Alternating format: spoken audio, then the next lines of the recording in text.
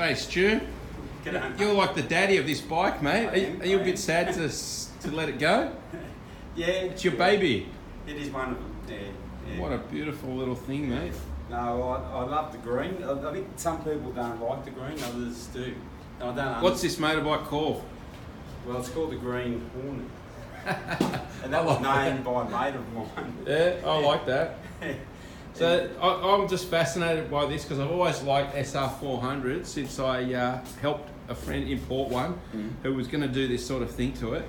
Yeah. And I saw the photos of this and I just wanted to have it just from looking at the bloody thing. It just looked spot on. Well, it's the sort of bike that looks good in your lounge room, actually. It's just a magnificent thing to look at. I love it. I've just gone for a little black around the block and it's kind of fun. It sounds fantastic. Yeah. Well, it's not too loud. I think a lot of my other SRs are like way too loud. And this just has got a nice sound. It sounds good without being obnoxious. Well, you'll get away with it, put it that way. So you've pretty much built this from the ground up, haven't you? Yeah. But it's actually had three lives, this car. It started life, not this car, this motorbike. It started life in Japan, just as a standard SR20, and it was actually imported by the people at Deus. You're wearing one of their t-shirts, who I know some of the old owners of Deus. Yeah. And they ended up complying the SR400 that I brought in for my friend. Yeah.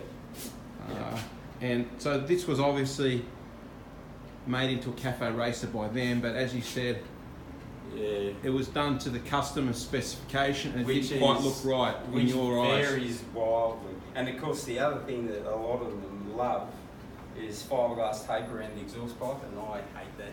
And you would ruin this pipe if you do that. Why do you hate fiberglass tape? Well, I think what happens is don't touch it, but it keeps the heat in the pipe. Yeah. And when they wrap it up to here, it keeps the heat in the head. Oh, yeah. And you can damage the head. And I've seen one head that was finished basically because of it. They're trying to be something that they're not. In other words, it's the aesthetic. Its image is overtakes what it's actually trying to achieve. Yeah, isn't it? reality. Yeah. No, so on other parts of the pipe, for racing bikes and so forth, maybe that would have a purpose. But I think it's useful for vehicles with fiberglass that's really close to them and stuff. Yeah. But other than that, I think it's. So you got your hands on this. It was not, in your opinion, it wasn't a beautiful cafe racer, and you've turned this into what I would. Well, this is the most beautiful little SR I've ever seen. So I just had to have it. Tell us what you've done to it and give us a bit of a rundown, Stu. Well, I pulled it all completely to pieces. I got it all blasted, so you pulled the motor apart as well? No, motor's not being touched. Okay, yep. And it's dead standard, and it's perfect, this motor. Yep. So if someone if it ain't wanted, broke, don't fix it. Well, if you want to go faster on it or something, you could put a high compression piston or something else in it, and a different carburetor perhaps. But this way it starts easy when the battery's plugged in and goes well, and it's sort of trouble free. Yep. And it will last you. I've got two SRs there now that have both run over 100,000. That's awesome. Yeah. Wow, that's incredible. Give me a rundown on the parts. What have we got on here? Okay, well, it's all Japanese aftermarket except for my steering damper kit, which I fitted to it. And these things benefit from a steering damper simply because of the fact that I've had the odd occasion to get a head shake, and I've known other guys that have been thrown off them. So you got to be a bit of safety there. It is. And it's backed right off, and it's got 7 positions on it. Yeah. But in general terms, you can get away with it on 0, which is still a bit. Yeah. Or one more just like click. A counterweight on there it's just a knob getting to the turn. death wobbles, isn't it? Yeah. Is that what it's called, the death wobbles, when you get a bit of a head shake? What's that called? It can be. It gets your attention. So what else? All these are Japanese parts. These so triple trees up the top here, they look so good. That's this a Japanese part. This is from Daytona.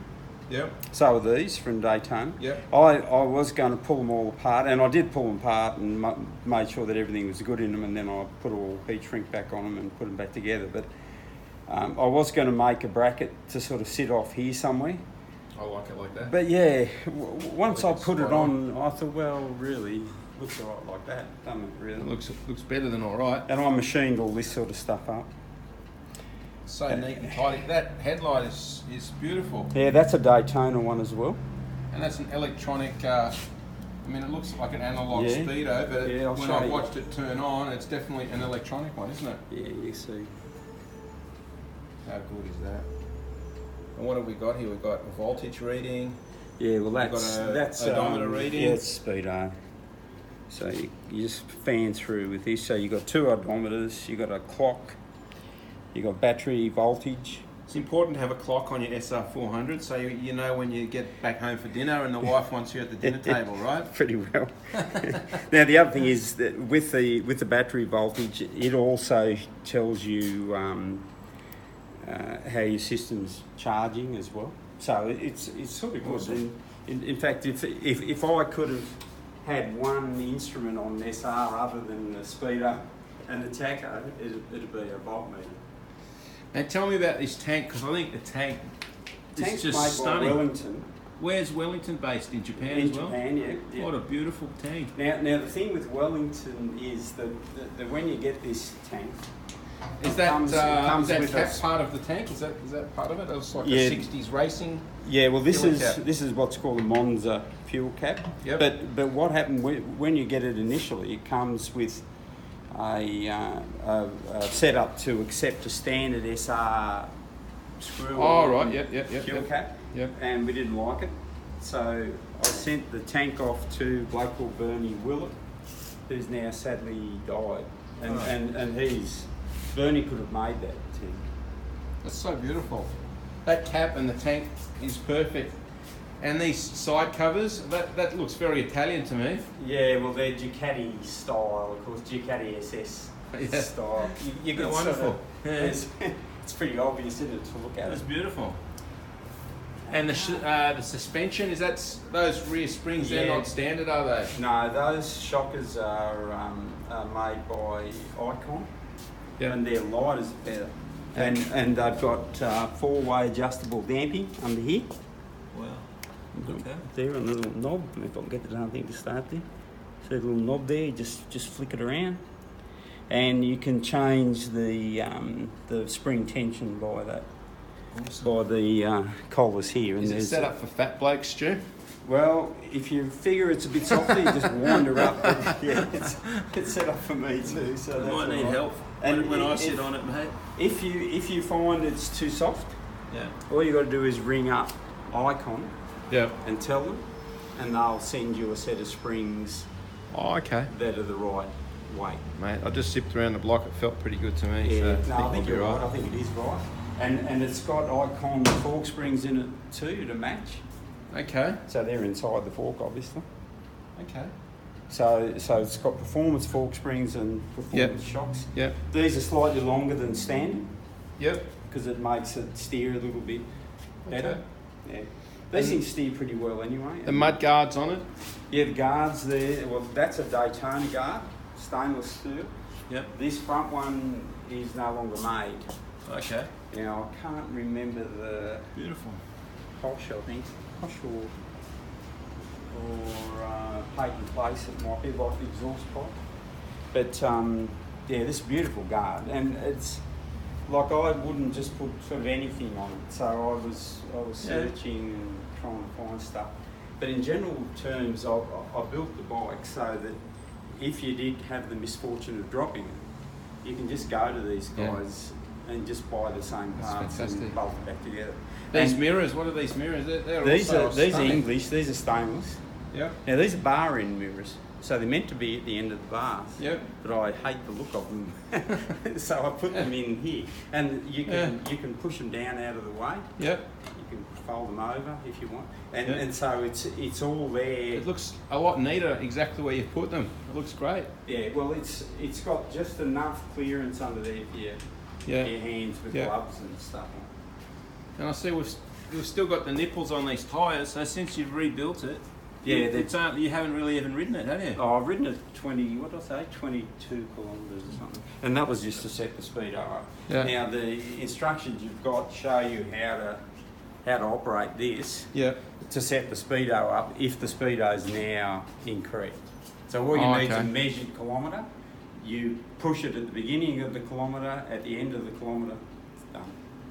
Okay. Suddenly the speedo reads exactly. And knowing me, I'll probably cop a speeding fine in the wrong spot. Hopefully not. But did you watch the speedo when you rode around? No, I was just trying not to die. Yeah. They said I was going 80, but I didn't feel like 80, but I don't know. Well, it's hard. The single's a bit that way. It's a bit deceptive. Yeah. Now the rear sets are also Wellington. Yeah. CWM. And they're this is Wellington too. So sometimes you'll get rear sets with fold up pegs. Yeah. But these ones are fixed. Yeah. So you got to watch you don't stab yourself on the inside of your calf muscle with me for not watching what you're doing. Yeah. Because it hurts a bit. But once you're on them, they don't fold up out of the way. They don't do anything. So they're nice and solid. Yep. And this kickstart's designed so that it misses. Yep. Points paint in place, and it's sort of styled with a flat on the side of it there, so you can lean it right over.